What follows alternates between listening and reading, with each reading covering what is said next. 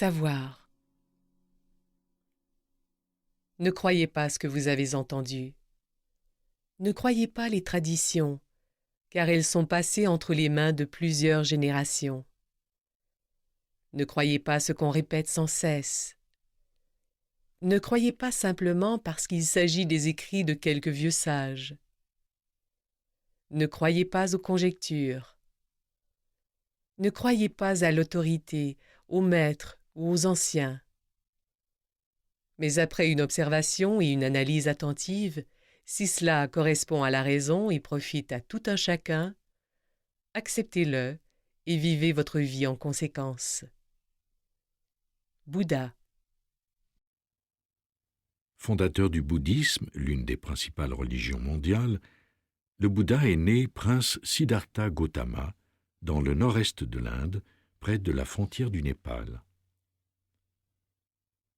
Voyant que la tristesse, la maladie et la mort touchaient même les plus riches et les plus puissants de ce monde, il décida d'abandonner la vie qu'il menait pour se mettre à la recherche d'une vérité supérieure.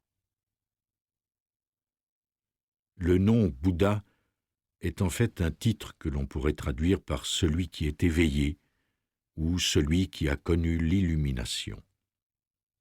C'est le titre que l'on donna à Siddhartha Gautama, qui abandonna sa vie princière à l'âge de 29 ans pour entreprendre la quête spirituelle de toute une vie et trouver une façon de se libérer de sa condition humaine.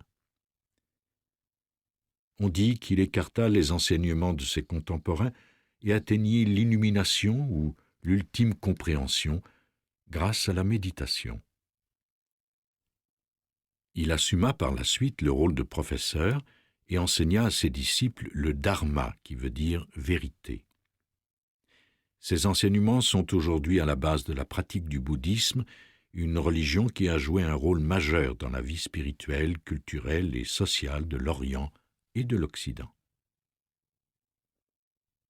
Dans le passage que j'ai choisi, le mot-clé est sans contredit « croire ». En fait, la phrase clé est « ne croyez pas ». Tout ce qui constitue ce que vous appelez vos croyances repose en grande partie sur les expériences et les témoignages des autres. Si l'une de vos croyances vient d'une source extérieure, même si le processus de conditionnement est des plus convaincants et que de nombreuses personnes comme vous tentent de vous convaincre de la véracité de cette croyance, le fait qu'il s'agisse de la vérité de quelqu'un d'autre implique que vous l'acceptiez avec scepticisme. Si j'essayais de vous convaincre que la chair d'un certain poisson est délicieuse, il est probable que vous m'écouteriez, mais vous continueriez à avoir des doutes. Si je vous montrais la photographie du poisson, accompagnée du témoignage de 100 personnes qui corroborent mes dires, vous seriez peut-être un peu plus convaincu. Mais un doute persisterait, car vous n'avez pas vous-même goûté la chair de ce poisson. Vous ne contesteriez probablement pas le fait que je la trouve délicieuse, mais tant que vos papilles gustatives n'en auraient pas fait l'expérience, votre vérité ne serait qu'une croyance fondée sur ma propre vérité, sur la foi de ma propre expérience. Et il en va de même pour tous les membres de votre tribu et leurs ancêtres avant eux. Simplement parce qu'on vous l'a dit, parce qu'il s'agit d'une tradition immémoriale, parce qu'elle s'est transmise de siècle en siècle et parce que les plus grands maîtres de ce monde l'ont endossée, ce n'est pas suffisant pour adopter une croyance. Rappelez-vous le « ne croyez pas » du Bouddha. Au lieu d'utiliser le terme « croyance », essayez d'utiliser le terme « connaissance ». Quand vous avez vous-même goûté à la chair du poisson, vous possédez une connaissance. Autrement dit, vous avez eu un contact conscient avec l'objet de votre croyance et vous pouvez établir sa vérité en vous basant sur votre propre expérience. Vous savez nager ou rouler à bicyclette, non pas parce que vous avez une croyance, mais parce que vous en avez fait l'expérience. Celui qui a connu l'illumination vous rappelle, par-delà les siècles, d'appliquer cette même compréhension dans votre vie spirituelle. Il y a une différence fondamentale entre savoir et être au courant. Être au courant est en fait un synonyme de croyance. À l'inverse, le terme savoir est exclusivement réservé aux expériences directes qui impliquent l'absence de doute. Je me souviens d'un guérisseur renommé à qui j'avais demandé comment l'on devient guérisseur. Il m'avait répondu « Dans le processus de la maladie, lorsque le savoir est confronté à une croyance, le savoir triomphe toujours. » Quand je pense aux paraboles de Jésus-Christ, un autre grand guérisseur, je ne peux exprimer aucun doute. Quand le Christ s'approchait d'un lépreux, il ne disait pas « Je n'ai pas beaucoup de succès avec la lèpre ces temps-ci, mais si tu suis mes conseils, tu as 30% de chances de survie au cours des 5 prochaines années. » Comment ne pas voir le doute qui ronge pareille recommandation? Mais au contraire, Jésus disait, en s'appuyant sur un savoir absolu, « Tu es guéri. » Le même genre de contact conscient avec le savoir permettait à saint François de faire des miracles. En fait, tous les miracles surviennent lorsque le doute fait place au savoir. Néanmoins, le pouvoir de persuasion des influences tribales est extrêmement puissant.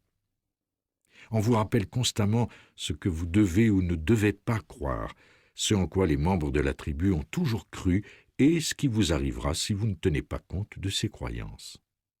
La peur devient le fidèle compagnon de vos croyances et malgré vos doutes, vous adoptez ces croyances pour en faire des béquilles qui vous aideront à avancer péniblement dans la vie, tandis que vous chercherez une façon d'échapper aux pièges soigneusement placés sur votre route par les générations de croyants qui vous ont précédé.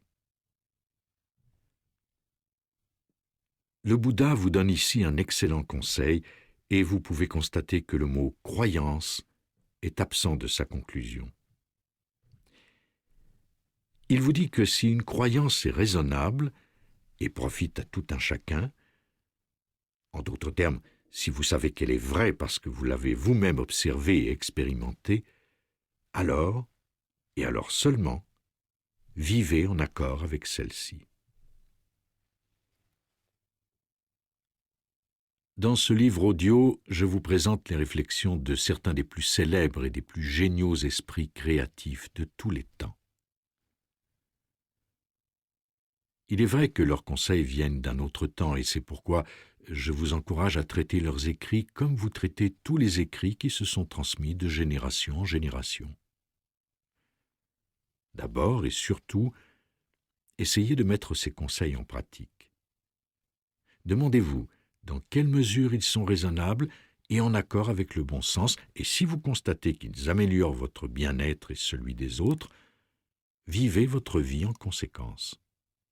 En d'autres termes, passez du doute au savoir. On ne peut rien apprendre des efforts des autres. Le meilleur professeur du monde ne peut absolument rien vous enseigner si vous n'êtes pas prêt à mettre en pratique ses suggestions. En fait, ces grands maîtres ne peuvent que vous présenter les choix offerts au menu de la vie. Ils peuvent les rendre très appétissants, vous aider à choisir les items que vous désirez goûter, mais un menu ne sera jamais un repas.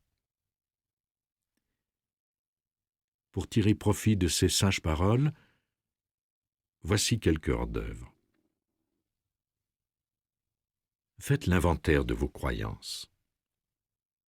Par exemple, que pensez-vous de la religion, de la peine de mort, des droits accordés aux minorités, de la réincarnation, des jeunes, des vieux, de la médecine alternative, de la vie après la mort, de vos biais culturels, de la possibilité des miracles? Une fois que vous aurez dressé l'inventaire de vos croyances, déterminez quelles sont les croyances qui proviennent de votre propre expérience de vie et celles qui vous ont été transmises. Faites l'effort d'expérimenter vous-même ces croyances avant de les tenir pour vraies et de fonder votre vie sur celles-ci. Intéressez-vous à des systèmes de croyances à l'opposé de ceux qui vous sont familiers. Mettez-vous à la place de gens qui sont différents de vous. Plus vous accepterez de vivre des expériences contradictoires, plus vous approfondirez votre propre vérité. Refusez de vous laisser séduire par des arguments reposant sur des idées qui vous sont imposées par des gens bien intentionnés. Autrement dit, cessez de gaspiller votre énergie pour des choses auxquelles vous ne croyez pas ou que vous savez être inapplicables.